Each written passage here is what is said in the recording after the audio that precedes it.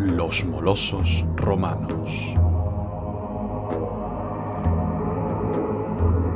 Grita, devastación, y suelta a los perros de la guerra.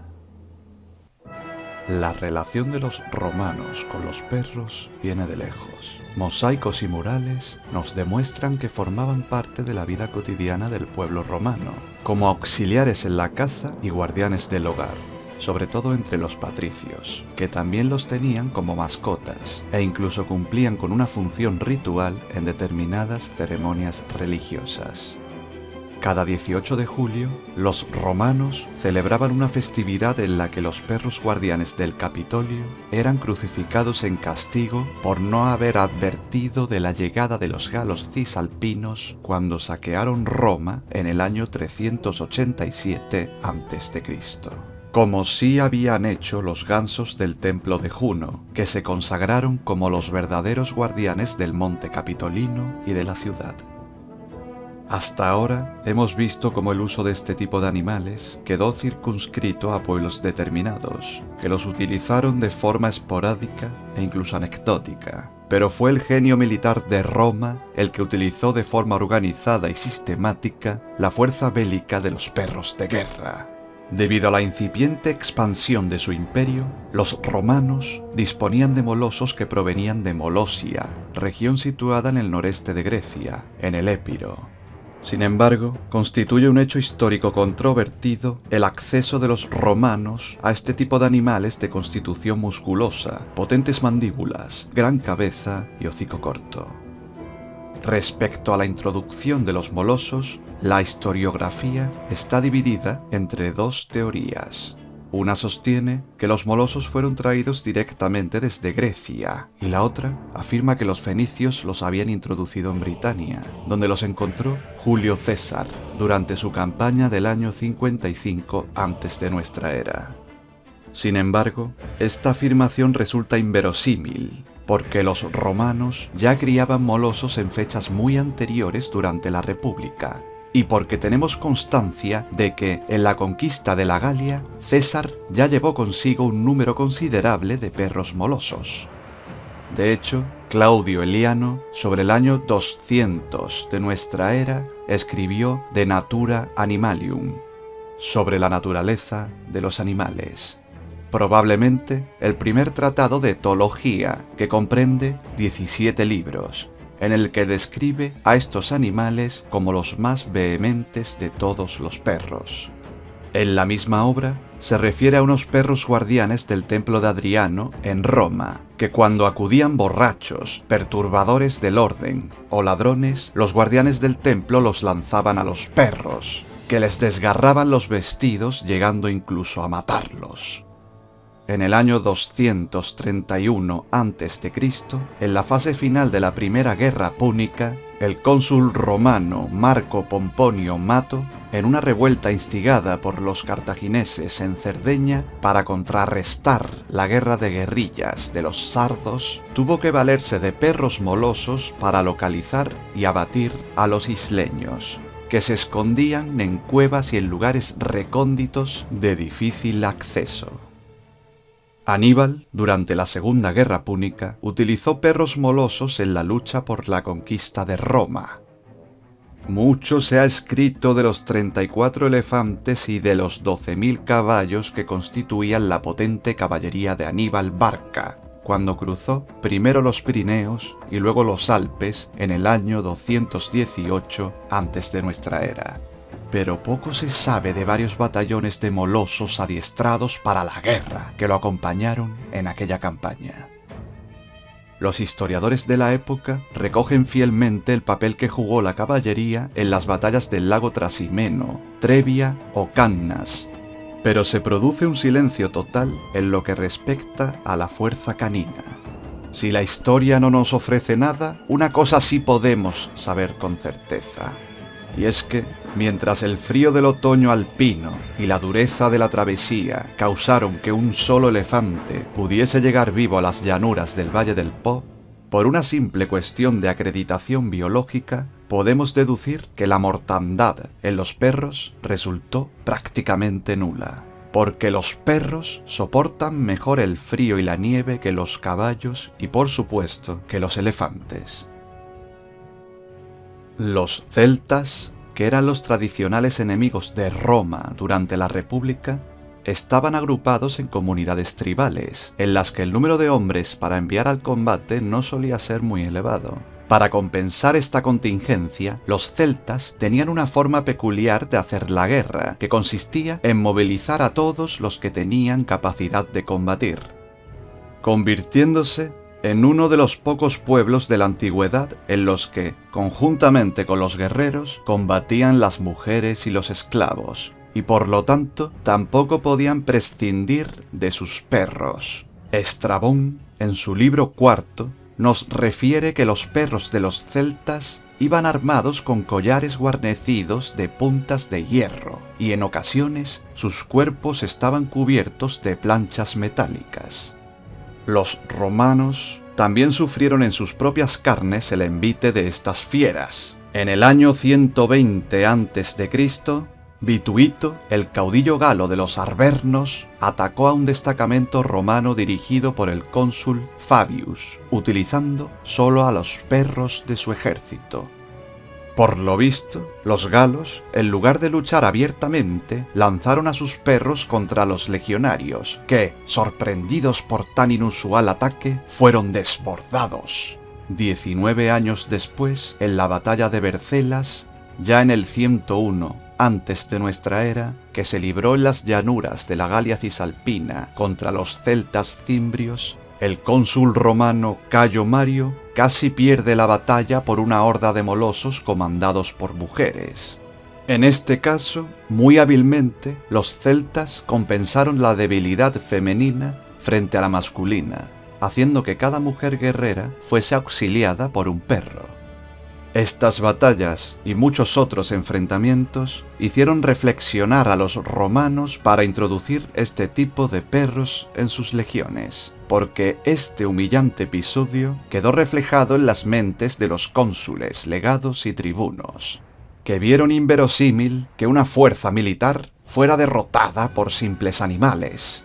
A partir de aquella experiencia, los romanos empezaron a tomar conciencia de la efectividad de esos animales en la guerra, incorporando en sus legiones grupos más o menos numerosos de molosos, a los que denominaron canis pugnax, perros de combate, con sus correspondientes cuidadores y responsables. Los romanos quedaron muy impresionados por la combatividad de los molosos, introduciéndolos en los espectáculos circenses. Ya se enfrentaban a animales salvajes, como toros, leones, leopardos, etc. A este tipo de peleas sangrientas, que denominaron venationes, pronto sumaron las peleas de perros, aunque las más comunes eran aquellas en las que se enfrentaba un toro contra varios molosos. Con la lección aprendida, Julio César extrajo perros del circo para su campaña de conquista de la Galia, introduciéndolos en las legiones romanas como refuerzo de la infantería, acorazándolos con protecciones de cuero en el cuerpo y casquetes en la cabeza del mismo material. A partir del emperador Nerón, se sacrificaron cristianos en el Coliseo romano empleando molosos. La tradición histórica nos ha presentado la imagen de los leones devorando a los primeros cristianos, pero aquellos solo despertaban su instinto asesino cuando tenían hambre, y por ello los tenían que mantener varios días sin comer antes de soltarlos en la arena. Sin embargo, los molosos adiestrados atacaban a los impávidos cristianos si sus amos los azuzaban. Con varias experiencias de combate, los romanos supieron obtener el máximo beneficio táctico de estas unidades caninas. Los romanos eran maestros en soltar a los perros para distraer y aturdir al enemigo, para luego cargar con el pilum y la espada. Enseguida se percataron de la ineficacia de lanzar a los perros contra formaciones cerradas de infantería, protegidas con escudos y lanzas, porque eran fácilmente abatidos. Sin embargo, estos animales, que oscilaban entre los 60 y 80 kilos, mostraron una letal efectividad cuando esas filas comenzaban a abrirse o a descomponerse. Justo en ese momento, se lanzaba a los perros, que se introducían por estos huecos, produciendo estragos en su interior.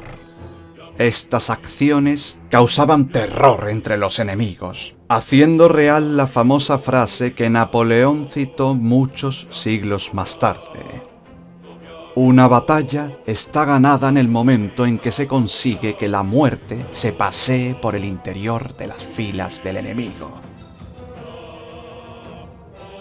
Otra faceta que utilizaron los romanos con gran eficacia fue la de soltar a los perros cuando el enemigo se batía en retirada. Aquí eclosionaba el gran potencial de estos animales, insertado en su memoria genética de perseguir a sus presas para abatirlas y degollarlas con sus fauces. El equipamiento del canis pugnax se adaptaba al tipo de enemigo al que se enfrentaba. Para su protección, se los dotó de gruesas láminas de cuero sobre los laterales y sobre el lomo, y collares con púas o carlancas, como ya habían hecho los griegos, pero también se les colocaban corazas metálicas provistas de cuchillas, que producían heridas cortantes en los soldados enemigos y en sus caballos cuando contactaban con ellos. Estrabón, en el año 60 a.C., habla del giaco, una especie de cota metálica para la protección del tronco del animal. Construyeron auténticas corazas para sus gigantes auxiliares de combate, corazas ensambladas con láminas de metal unidas y dispuestas de tal forma que no impedían la agilidad de los movimientos, y junto con el collar erizado de clavos afilados y hojas cortantes. La originalidad romana los hizo diseñar un dispositivo que consistía en adosar una lanza corta en la parte superior del animal, a la altura de la cruz, que se clavaba en el enemigo cuando el perro se lanzaba contra él. En algunas ocasiones, como ya habían hecho cuando lanzaron cerdos incendiarios contra los elefantes cartagineses, se los había llegado a adosar en el lomo unos recipientes o tinajas con un líquido inflamable ardiendo, enviándolos a entremezclarse con el enemigo.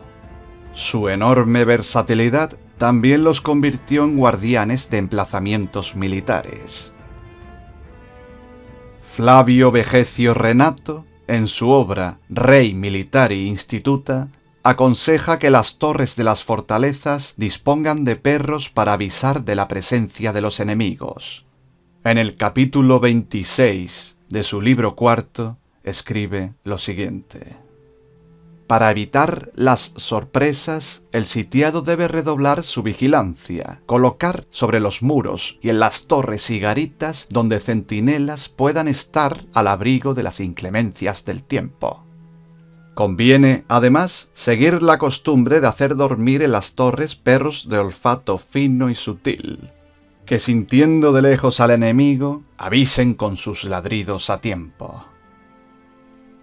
Vegecio, que era un militar romano del siglo IV, nos habla en sus textos de seguir con la costumbre de mantener a los perros en las torres durante la noche, por lo que es fácil deducir que las legiones destacadas en los limes de Germania, del Danubio y en el muro de Adriano siempre contaron con perros, que hacían guardia en los muros preservando la paz del imperio. Otra faceta que los romanos supieron aprovechar con amplitud fue la de utilizarlos en patrullas de legionarios o de jinetes, llamados estos últimos equites, en las que alertaban de la presencia del enemigo, o simplemente lo buscaban con el olfato. Para estos animales revestía la misma facilidad localizar un ejército entero o una simple partida de enemigos que merodeasen por la zona. También en su empleo fue común la utilización de ejemplares adiestrados como enlace entre distintas unidades militares, portando mensajes escritos en una bolsa de cuero. Para evitar que el enemigo tuviese acceso a estas misivas si capturaban al animal in itinere, se le introducía por la boca hasta el fondo de su garganta un tubo hermético de cobre que contenía un rollo de pergamino en su interior. Obviamente, cuando el perro llegaba a su destino, era sacrificado para obtener la información. Los perros que se destacaban recibían nombres que se establecían de acuerdo al orden prelativo en que habían nacido, agregándoseles un apodo, como por ejemplo, Primus Fortem, primero valiente, Secundus Excitiabilis, segundo sanguinario, Tertium Fidelium, tercero fiel. El perro moloso de guerra estuvo siempre asociado a la milicia romana y a sus legiones. Desde los tiempos de la República hasta el final del Imperio, no hubo campaña destacable en la que no participasen los perros de una forma u otra. Tan sólida era la relación entre los romanos y sus perros en la guerra que, frecuentemente, aparece en la iconografía el dios Marte flanqueado por molosos. Cada legión contaba con una unidad específica de molosos, con sus respectivos cuidadores, que eran responsables de su adiestramiento y alimentación. Además, las legiones romanas disponían de un veterinario, llamado pecuari, que atendía a los caballos, animales de carga y, lógicamente, también a los perros.